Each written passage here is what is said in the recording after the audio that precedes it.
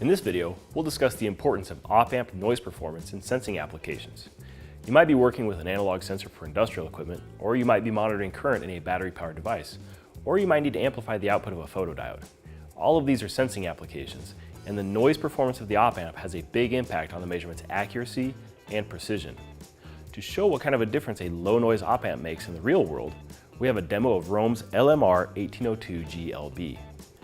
On one side of the board, we have ROHM's LMR1802GLB, and on the other, we have a standard op-amp. In this case, it's ROHM's BU7241. These sets of LEDs will light up based on output level. The green LED indicates the signal is within a defined range, while the red and orange LEDs light up when the output exceeds certain threshold values. While the standard op-amp is fine in many cases, this demo will highlight the difference between it and the low-noise LMR1802GLB. The demo is set up so that the output will be 3.3 volts plus or minus 2,000 times the sum of the offset and noise. So ideally, with zero noise and zero offset, it would be 3.3 volts. With that in mind, we can demonstrate two advantages provided by the LMR1802GLB. The first is noise. You can see the green LED stays lit for the LMR1802GLB, while the standard op-amp is all over the place. We can also see the difference on the scope, with the LMR1802GLB being much tighter, with a delta of 18 millivolts on its output. Compare that to the output of the standard op-amp.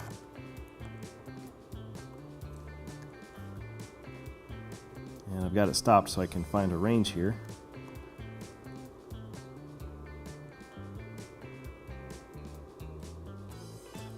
And we can see a delta of about 52 millivolts.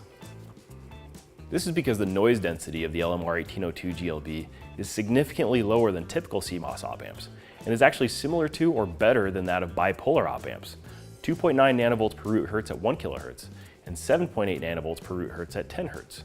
But since it's a CMOS op-amp, you still get all the benefits of CMOS: low input bias current, low supply voltage, and low power consumption. Another important factor in minimizing measurement error is the input offset voltage. As you can see, the standard op-amp is showing an output of approximately 1.05 volts. But remember, ideally it would be 3.3 volts. So you have a total offset of 2.25 volts. The LMR1802GLB, though, is coming in at 3.27 volts with an offset of just 0.03 volts. And remember, that offset is based on the input offset, which is multiplied by the gain, which again is 2,000 in this case. For input offset, the LMR1802GLB is spec'd at 5 microvolts typical and 450 microvolts max. That's about 1/4 the input offset of a conventional op-amp. Besides the noise performance, I mentioned that the LMR1802GLB, being a CMOS op-amp, provides some benefits over alternatives such as bipolar op-amps. Input bias current is rated at half a picoamp. It can operate from a 2.5 to 5.5 volt single supply, or plus or minus 1.25 to plus or minus 2.75 volt dual supply. And it consumes about 1.1 milliamps of current.